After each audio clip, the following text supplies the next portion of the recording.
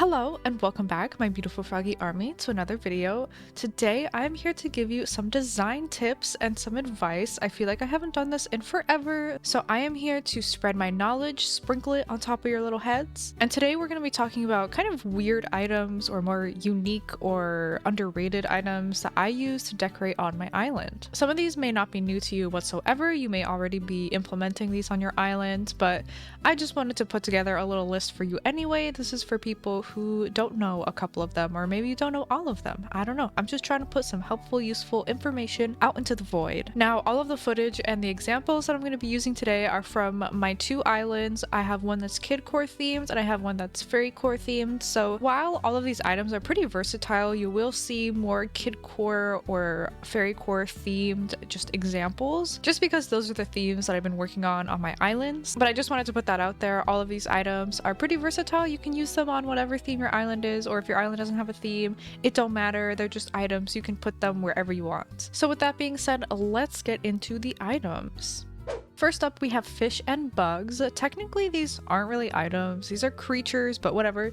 Trust me, even if your island is like super pristine and you're like, Raven, I don't want to decorate with bugs, you can still work in some of these. Just trust me. Most of the time when you catch bugs or fish, I'm sure you know, they come in these sad little containers that are just way too small for them. And these aren't really the best for decorating, in my opinion, unless maybe you have like a museum area or like a bug inspection area or something like that. But there are some bugs and fish that have different containers when you place them down on the floor. These are pretty unique, and I feel like these can be incorporated into your island decor much easier versus the regular boring containers, in my humble opinion. Here are some other bugs and fish that have like different containers. I just didn't have them on hand to show you, but let me know if I missed any.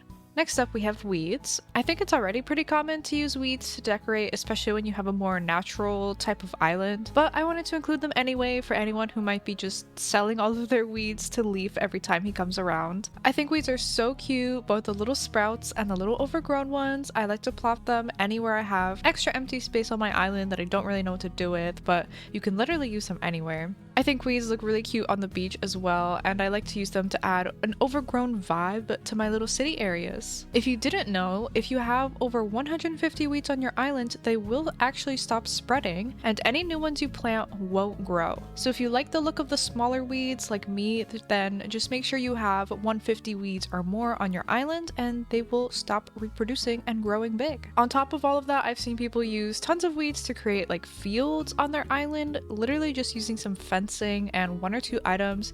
You can turn a mess like this into like a cute little cottage core or spring core yard area. And look at that, a super cute area just primarily using weeds. And of course you could expand this into a way larger field if you wanted to. This is just a very small example. Next, this is technically 2-in-1. We have socks and shoes. Peel off your sweaty socks and take off your stinky shoes because we are using them to decorate today. You can use socks and shoes in all kinds of ways. I literally have just like pairs of boots around my island, and I think a pair of rain boots on top of a little puddle custom design is so cute. And depending on the color and the style of boot, you can fit it into different themes on your island. You can use a brighter boot for a more kid core or a rainbow style. You can use a neutral color boot or a brown boot for cottage core or anything more natural. You can use like some bright red boots for farm core. I think that would be so cute, like on a little farm area. That's the thing with all these items. You can pick different colors and styles if they are available, and you can just pick whichever one suit your island theme the best. And I may be towing the line with socks, but I really think socks can be so cute on your island.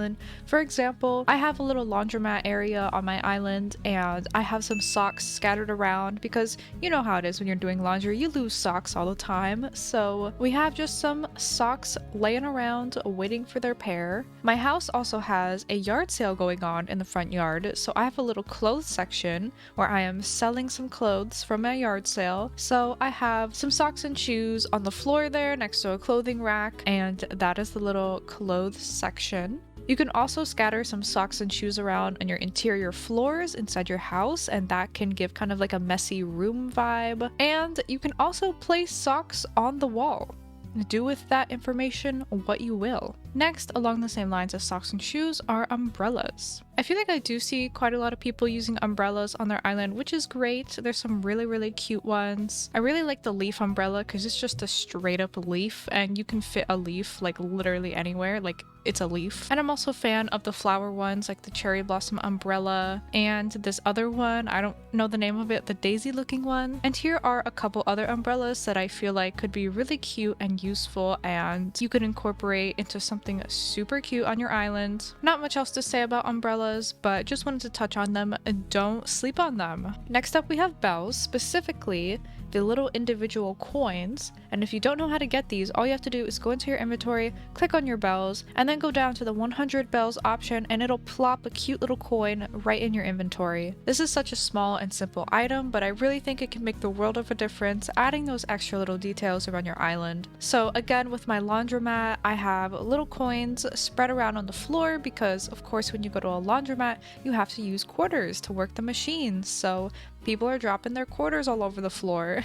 Really, you can just put bells wherever you have something that requires you to use coins. I think it's really cute on the floor, like next to vending machines or candy machines. Of course, you gotta use the little quarters for those. And if you have any stores or shops that have a cash register, pretend this typewriter is a cash register, you can drop some little coins around the cash register. Maybe they fell out when they were taking out money to give you change, stuff like that. And lastly, we have materials. There are so many different materials in this game and you can do so much with them, so I definitely am not going to be able to cover, you know, every single one, but some notable ones that I like to use are star fragments, cupcakes or candy, sapling and bush starts, dropped mushrooms, and heart crystals. I have a little candy shop and I use the dropped candy and cupcakes in there because in a messy kidcore island, of course, my villagers are going to be dropping their candy left and right everywhere, getting ants. And if you have like a little bakery or some sort of cake stand area, you can use the cupcakes in those little areas too. I think they're super duper cute. And in my Fairy Court Island, I also have like a little tea party area, Fairy Court tea party area.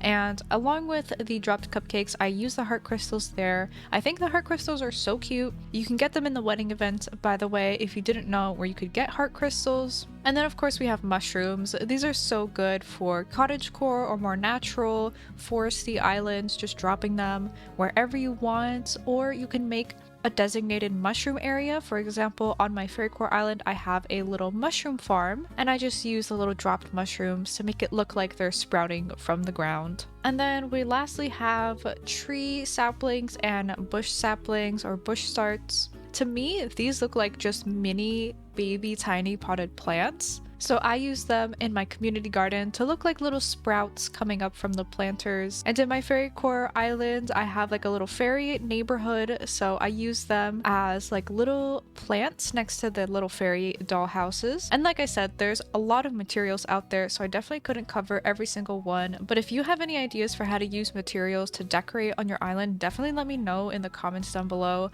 I really hope you enjoyed this short little video of some ideas on how to use some more unique and weird items on your island to make it just that more unique and special. Also, let me know if you try anything that I talked about in this video on your island, or tag me in pictures. I would love to see it. Thank you so much for watching this video. I really appreciate it. If you liked it, don't forget to subscribe. I also do fun stuff like let's plays and villager hunts and so much more good stuff over here on the channel, so definitely subscribe if you're into this type of stuff, and also like the video because it helps me out. And if you want to check me out on my social medias to keep up with me when I'm not on YouTube, you can go ahead and find the links to those down in the description below. Thank you once again for watching this video, and I will see you in the next one.